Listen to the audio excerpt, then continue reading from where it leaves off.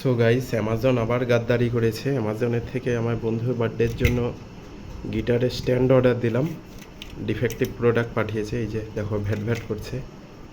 ডলফিনের stand, এদিক থেকে rivet বেরিয়ে এসেছে। সো আমি রিফান্ডের জন্য অ্যাপ্লাই করে দিয়েছি। আমি বুঝি না বারবার অ্যামাজন কেন এই ড্যামেজ প্রোডাক্টগুলো কেন দিয়ে থাকে। আরে ভাই, কম দাম দিচ্ছ, এদের কম দামে প্রোডাক্ট সেল করা বন্ধ করো। ডিফেক্টিভ প্রোডাক্টগুলো ওখান থেকে রিভেট বেরিয়ে গেছে।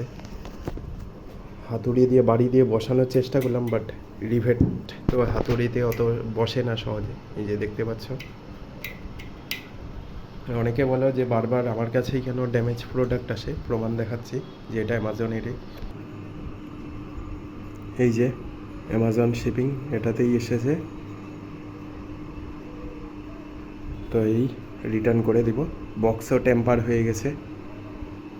এখানে কি আচার না হাগা, পাখির হাগা লেগে আছে জানি না। রিটার্ন অ্যাপ্লিকেশন হয়ে গেছে, কাল রবিবার এসে নিয়ে চলে যাবে।